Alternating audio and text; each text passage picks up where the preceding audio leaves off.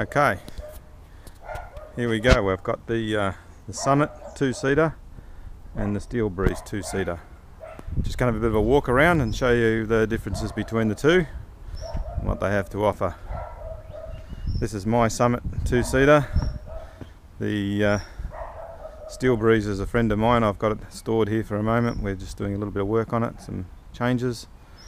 But here's the Summit 2-seater. It has instrument pod on the front, as you can see.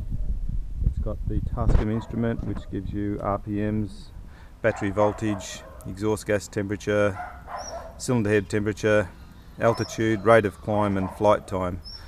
This one also has a separate water temperature gauge, and as you can see, a master switch and my two mags, and a switch there for my strobe light.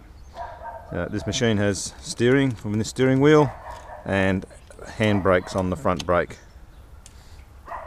Steering is by these sliders. You slide them up and down for left and right, just as you would with any powered parachute.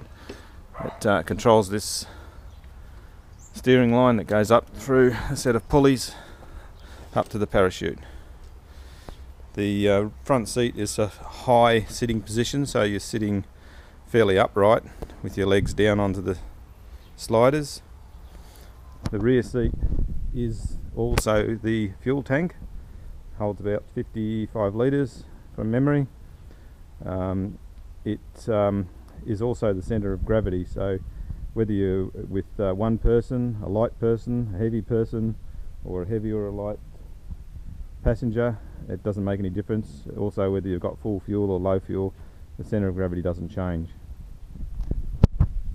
We've got our cable risers that come up to a central point where the chute connects. Has a 582 Rotax. Has a pull start, and around the back you'll see it's got an E gearbox with an electric start as well. Also have, if you come down here, you'll see these are shock absorbers. It gives you plenty of good suspension, along with the nice balloon tyres. Moving around the back, we have a GSC prop. This is a 60-inch prop.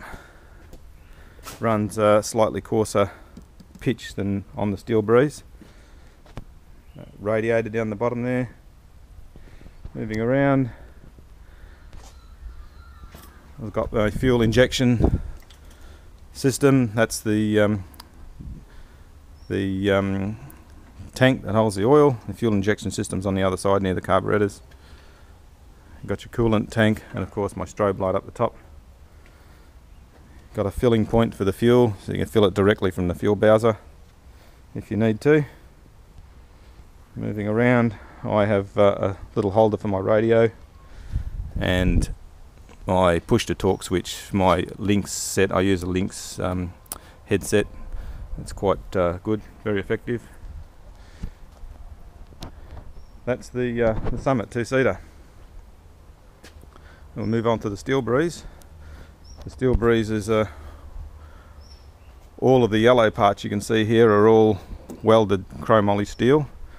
All of the black parts are aluminium, with the exception to the undercarriage. That's chromoly steel as well.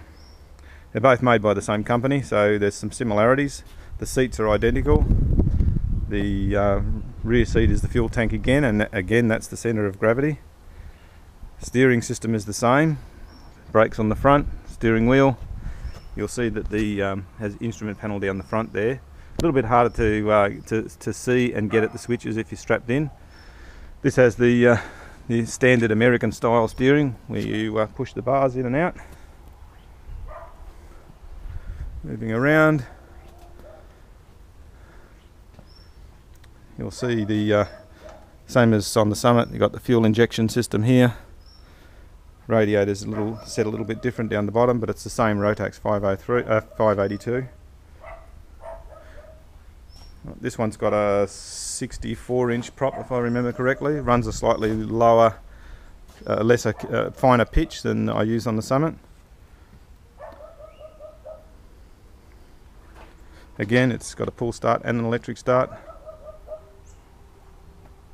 Now there's differences in chutes. This one has a 550 square foot square chute, whereas the Summit, I'm using the Thunderbolt E340 elliptical chute, which is 340 square feet.